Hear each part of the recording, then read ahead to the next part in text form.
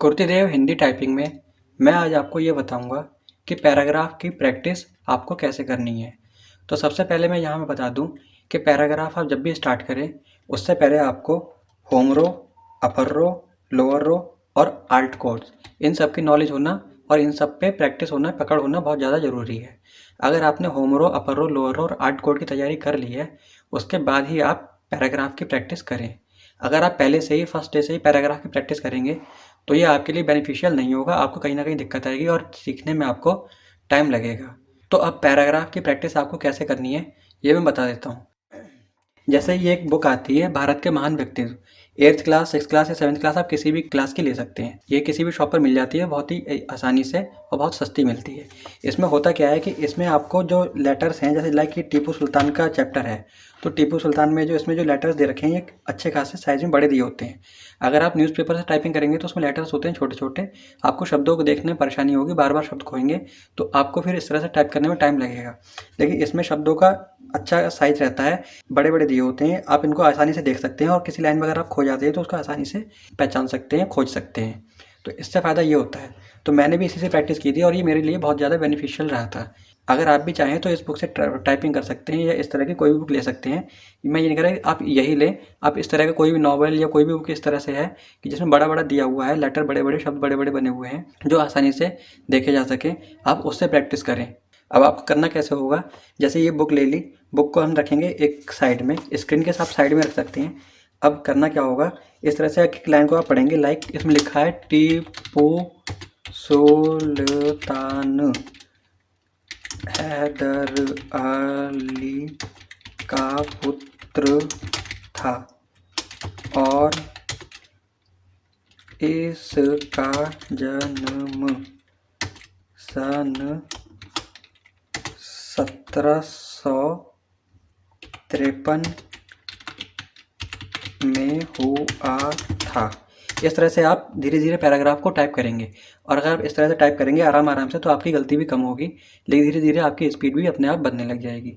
अब इतना होने के बाद जैसे ये होता है, कभी कभी कुछ कैंडिडेट्स का डाउट रहता है कि सर अगर गलती हो जाए तो क्या करें। जैसे मान ले हम लिख रहे थे हुआ था, हुआ में हो आ हो छूट गया या हो हुआ लिख गया था, तो अब ये जो गलती हो गई इसका हम क्या करें, जिससे बैक स्पेस दबा के सही करें या आगे बढ़ जाएं।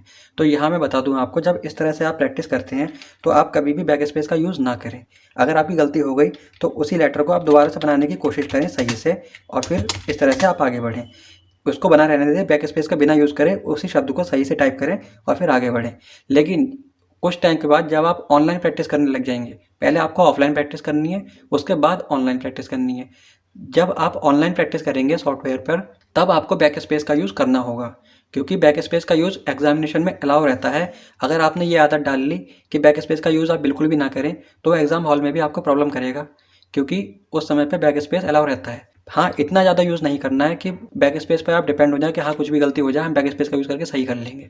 ऐसा नहीं होना चाहिए। आपके माइंड में ये बात बिल्कुल नहीं आनी चाहिए कि बैक स्पेस का यूज़ करना भी है। इस तरह से अगर आप टाइप करेंगे कि अगर गलती हो जाती है तो उसको हल्का सा आगे सही करके आगे बढ़ जाएं, तो इससे आप डर लगेगा आपको कि बैक स्पेस का यूज़ नहीं करना है, तो आप आराम आराम से टाइप करेंगे और बैक स्पेस का यूज़ नहीं करेंगे। तो बैक स्पेस का यूज़ कब करना है और कैसे करना है, आई होप ये आप अच्छे से समझ गए होंगे। अब मैं आपको एक पैराग्राफ टाइप करके बता देता हूँ, आपको उसी के जैसे और पैराग्राफ की भी टाइपिंग करनी होगी और ऐसे ही आपको प्रैक्टिस करनी होगी। जैसे हमारा ये हो गया हुआ था, इसका बाद विराम लगाएंगे आराम से धीरे धीरे और फिर इसके पिता मैसूर के शासक थे।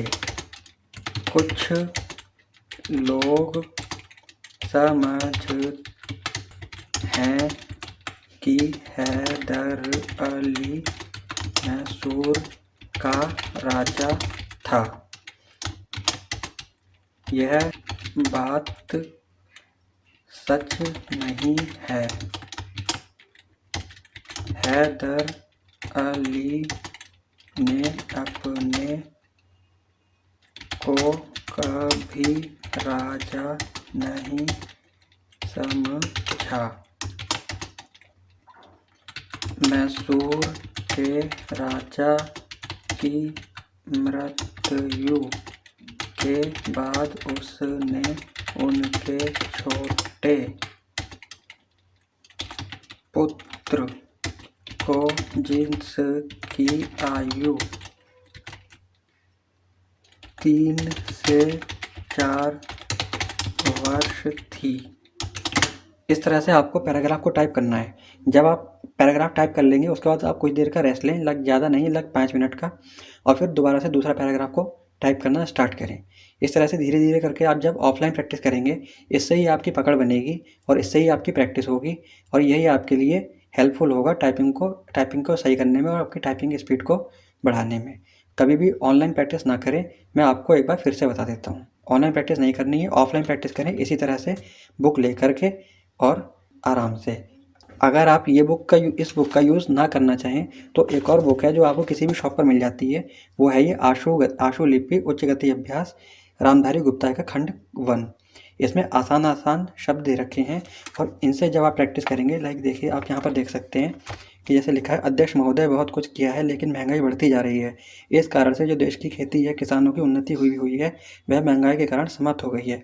तो ऐसी स्थिति में अगर हम किसान को अन्न की उसकी पैदावार की कीमत अधिक नहीं देंगे तो हमारे देश का कल्याण नहीं हो सकता है। इस तरह से इस बुक में भी अच्छे से बड़े शब्द दिए हुए हैं, मतलब साइज में बड़े शब्द दिए हुए हैं जो आसानी से आप देख सकते हैं और देखकर आप टाइपिंग कर सकते हैं। एक बार फिर से आप देख लें, आशुलिपि उच्च गति अभ्यास रामधारी गुप्ता खंड का।